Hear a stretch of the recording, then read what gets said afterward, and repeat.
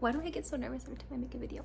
Hey guys, welcome back to my channel. My name is Chelsea. I am a homeschooling mom of 2, one of which is 1.5. He is not doing anything school-wise. He's just playing and hanging along. And then I have a 4, soon-to-be 5-year-old daughter who is starting like an easy transition. I've heard it called TK year, like a transitional kindergarten year. She is a late September birthday, so all of her friends are all starting kindergarten this year, so she's been very eager to start kindergarten with her friends. And we did preschool last year, so if you watched my last video, I will link that down below about our preschool year that we did last year.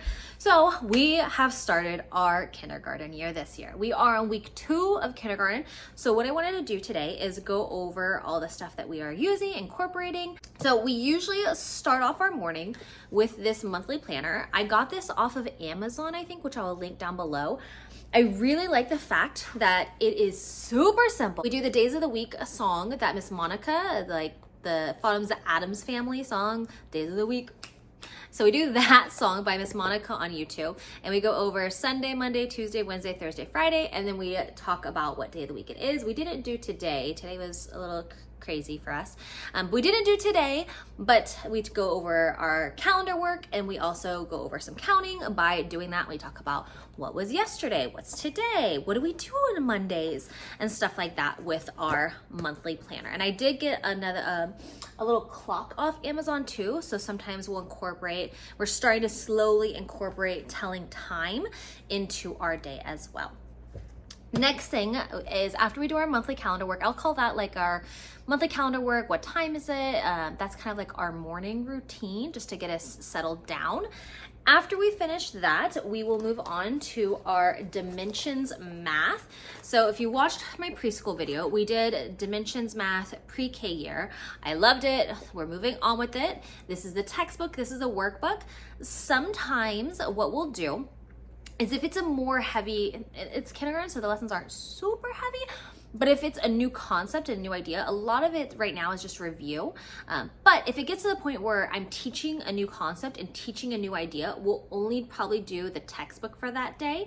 And then the next day to really incorporate and bring home those ideas that we learn in the textbook, then we'll go on and do our workbook.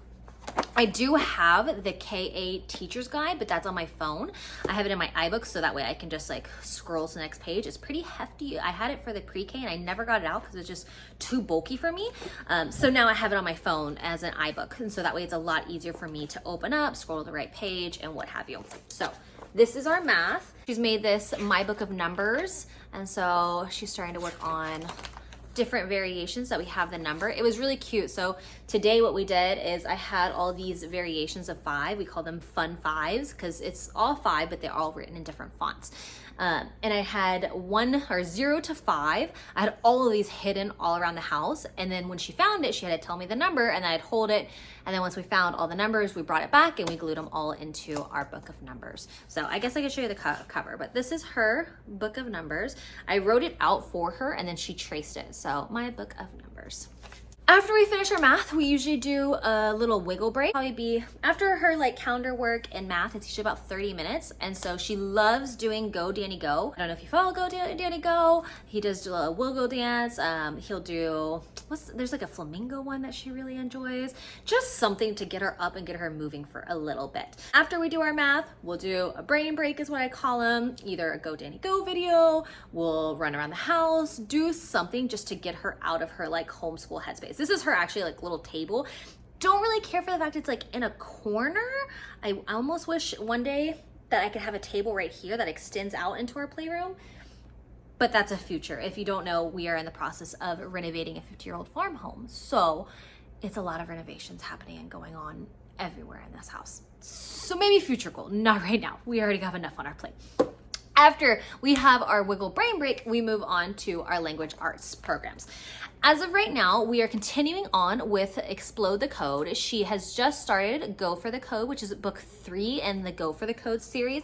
I love how consistent it is. She's at the point now where she kind of knows what to do. So I open to this first page And the first page when it's teaching a new letter is always find the difference. And so it'll show you a bunch of fun pictures and all these things. And then at the very bottom, it'll have the letter that we're focusing on that week. And it says, find what's different. And so you mark the one that's different. I think it was a backwards C. Yeah, it was a backwards seed in this case. And it always moves on to, okay, the letter, and it has you trace it, and then cake. And so she's tracing it, has uppercase, lowercase, and then she works on more tracing skills by following the C to the cat. And so she'll go C for cat.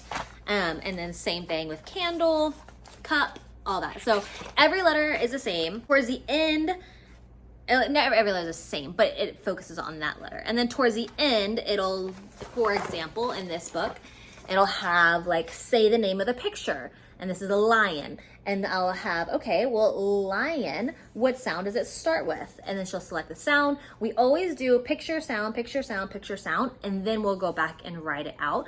Usually what we do is we'll use a dot marker for this section just to make it a little bit easier so our hands don't get as tired or fatigued. And then we'll use a pencil for the write it out section. That's just what we do. But I love, love, love, love this Explode the Code series. We will for sure be continuing on with this as a supplemental item moving forward after we finish this series. I believe she moves on to the one. We are still working our way through the Good and the Beautiful pre-K. She is on lesson 62 right now. Again, I think I spoke in my last video that I do not plan on following the Good and the Beautiful moving forward for our language arts core curriculum. I'm kind of torn between 3 programs right now. I'm not dead set on anything. I already purchased what's the name of it? I have already purchased these 2 programs as like options. So I have Teach Your Child to Read in 100 Easy Lessons. I like it, but I also don't, because there's like, when I open it, it has kind of like confusing spelling. And I think they're called diacritical marks. Correct me if I'm wrong, new homeschooling mom. It has marks, right? And then the letters just look different. They're not all consistent when it comes to pronunciations. Now, some kids love this. Some kids that's super helpful for. I'm not sure if this is gonna be good for my learner. We're already reading some Bob books and breaking that down. The light's really starting to come in. If I turn it more. Oh, there we go. So we're already using and reading some Bob books for our reading. I'm not sure if that book will be ideal for her. And then option number 2 that I have is Foundational Phonics Letter Mastery. I really like the way that it incorporates handwriting. It incorporates what's called mouth gymnastics. So it'll have and it shows a picture of how your mouth looks, and then it has mouth gymnastics. Miss Muffet makes marvelous mango muffins, just to practice the sound. And it also teaches sign language. So, and then it tells, so like that's the lesson. And then it's very similar to Explode the Code of like find the and Explode the Code does this as well. It's where you kind of like dot the It gives book options for so it gives optional story ideas for the and then like listen to your teacher, read a story about something with the sound in it, and then draw some pictures of the story. She probably won't do this. I just want to work on the phonics aspect of it, right? So in my mind, when I bought this, I was like, I'm gonna skip this page. That wasn't on my radar. And then it says, study the picture. Can you find something with sound? A lot of this beginner stuff I think will be easier for her. I love how they do the house for handwriting, the upstairs, downstairs, basement. I've already started incorporating that with her, and it clicked so fast with her. I do like the program when it gets later on. Some of the aspects of this program, like here, like how it has the dots under the words, Matt and Nat set a net. She really likes reading like this. So I've already kind of worked on it with a whiteboard, and she's really enjoyed that. So we will see. I have it, I'm not set on it. I also have All About Reading on my phone. I have the Teacher's Guide PDF, and I'll sit on it every night. I'm like scrolling through it. I'm like, this looks so good. But is it too much? I don't, like, not too much financially wise, but just like, I don't know. I'm so torn. I want to love All About Reading. I think what it is I did All About Reading preschool and I hated it. I did not like the All About Reading preschool, and I'm afraid that I'm gonna go all in on All About Reading level 1 and not enjoy it also. So we'll see. I don't know. I know a lot of people don't like the preschool also, and then they go into reading level 1 and they love it. So we'll see. After we still have, I think this is 90 lessons, The Good and the Beautiful. We are a secular based family, so that is a reason why I wanted to start transitioning away from The Good and the Beautiful. It was just easy for preschool. It was open to go as a new homeschool mom. It's not a secular program. It is free, but it's free first grade and above if you want to print it out yourself. But it's not secular. I do have the Prep for Preschool program as well. I don't think I'll be using that just because I don't like teaching CV words. Personally, I don't like to teach it CV words where you go so, sa, say, see, where you work on all of that and then you begin to add another C consonant at the end of like sit, sat. I don't know. I don't like to teach it in the format of CV. I really enjoy, and when I worked on reading already with her, she enjoys learning VC, like at, and then adding on cat, pat, mat. They all rhyme. She does really good with learning in the order of rhyming words. Now, when it comes to that with The Good and Beautiful, I think I had Good and Beautiful flashcards somewhere. I lost them, so I just made my own flashcards that we review. I have a lowercase bag, uppercase bag. If I go with All About Reading, maybe I just make my own flashcards too. I don't find the point in buying flashcards.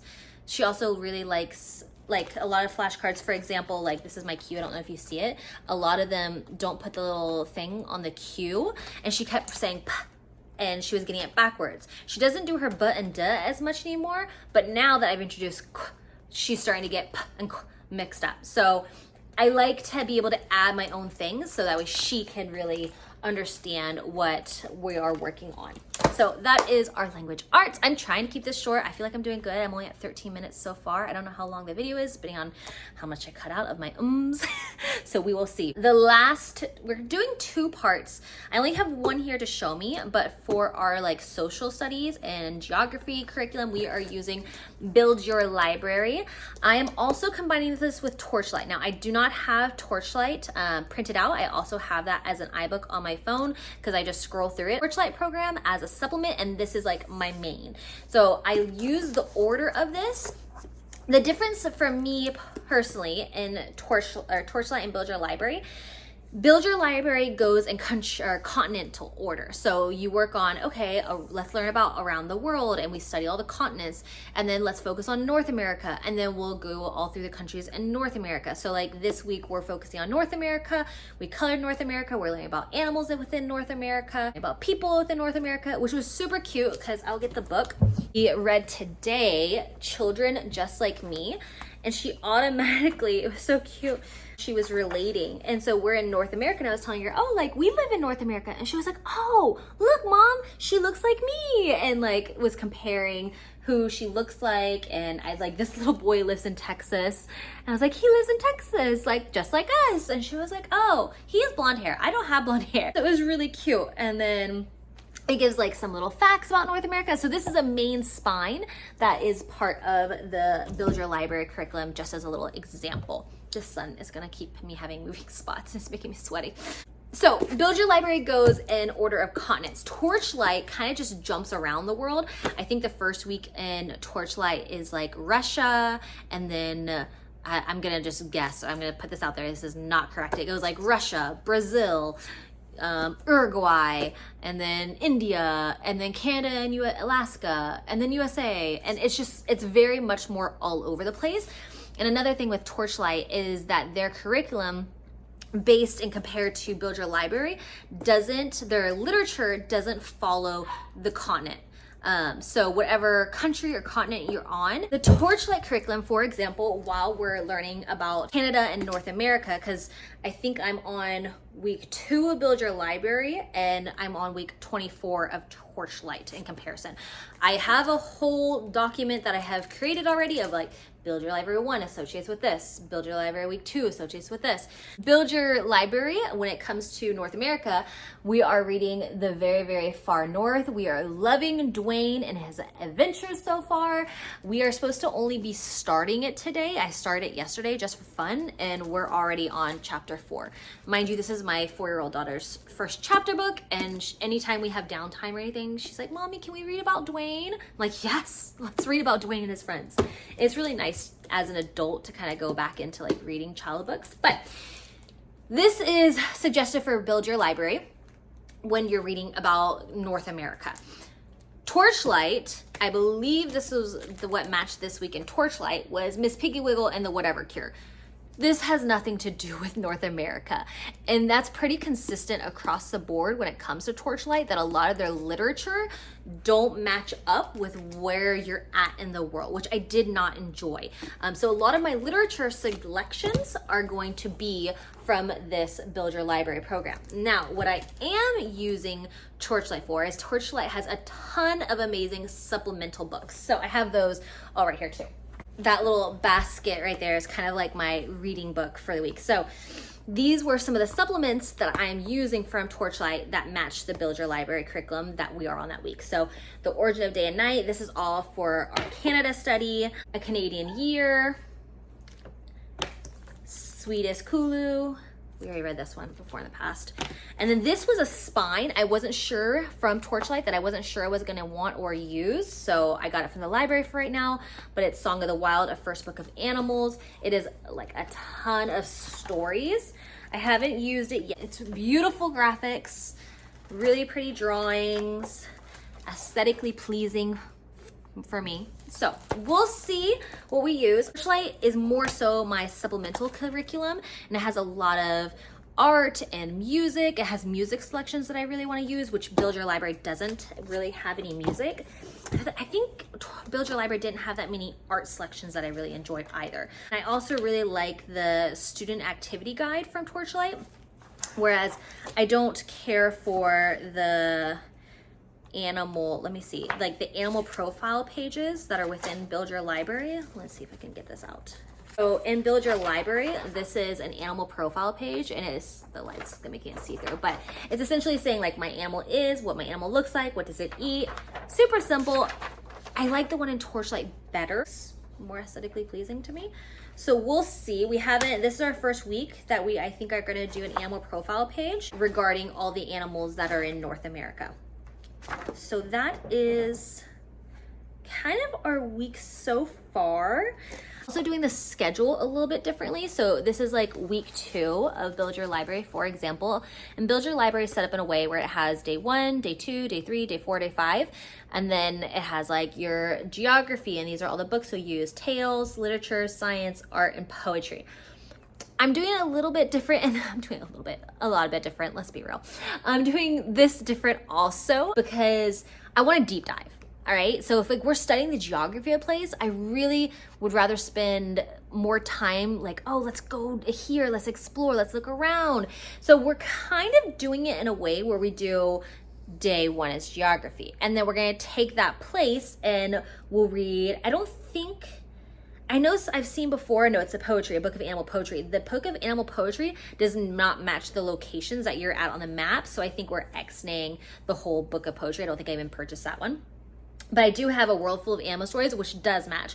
So for example, we'll study the geography. Today, we did a whole maps activity and study the geography of North America. And then we'll read tales about North America tomorrow. And then on day 3, we will do our science about the geography. On day 4 or 5, depending on how busy our week is, Thursday or Friday will be our art and music day. So art is either from Torchlight or Build Your Library. Art is again gonna tie back to that geography component. I don't really care for the day 1, 2, 3, 4, 5. For me, it just doesn't work. I guess this is more of like a loop schedule is what it's called. I think I've seen is what we're kind of incorporating. Day 1, geography, day 2, tales, day 3, science, day 4/5, art. And then we're still doing literature every day. I'm just not following the chapters that it says to do. I'm just kind of going on my own. Oh no, Build Your Library is a very Charlotte Mason, so it is a lot of narration exercises at this point in time of like, oh, what do you think about that? Can you tell me? Like for example, when we're reading about Dwayne right now, in chapter 1, it says the literature activity is things to discuss. What activities do you prize above all others? Why are they important to you? So I know at one point in the book, it was talking about how Dwayne's favorite things were like eating and sleeping, I think. Eating, sleeping, and adventure. And so in that moment, I read ahead about the literature activities. And when we came to that point, I was like, oh, he loves these things. What do you enjoy? What kind of things are important to you? And I'm like, oh, okay. And then we just move on to make sure that she's staying in touch with the book and asking questions as we're reading to really keep her more engaged. Whereas with a 4-year-old, I think if I waited to the very end to do these literature activities, they wouldn't be as impactful, whereas like catching them in the moment. So that's how I do it. I just look ahead. I think that is it. So that is what we are planning and doing so far for our kindergarten year. I think it's going pretty smooth. I don't have my daughter here to ask, but it's going pretty smooth in my opinion. We're having fun. It doesn't feel too heavy. We usually do about, like I said, 20 minutes of math, and then take a little brain break, 20 minutes of literature or ELA, and then we'll have lunch break. And then after we have our lunch and play break, kind of, maybe that lasts an hour, maybe that lasts 2 hours, whenever we kind of feel like, okay, we're getting bored again, let's go find something else to do. That's when we come back to this. And then I include our very, very far north throughout the day. So whether we're just sitting on the couch, maybe we're hanging out, maybe we're outside, maybe we're getting ready for bed, I just pull this out. Even in the car, I think I read a lot of this in the car yesterday in the car ride. That is our school year so far. If you have any questions, comments, concerns. I mean, if you have any concerns, I guess leave them below. I don't have any concerns. And if you do, I might just not care. If you don't know me, if you do know me, I do not take unsolicited advice very well at all. Like if you give me unsolicited advice, I'm not good about it. That was a side tangent. If you're not already subscribed, go ahead and click the subscribe button down below. I will probably do an update about mid-year. I don't upload very often. That's not my intention. Maybe if I change something in the year. We haven't started Torchlight, so this is just Build Your Library. Maybe once we add in Torchlight next week, give it a few weeks, I'll give you an update about how that's going. But if you want to see more, just hit the subscribe button down below. I'll see you next time.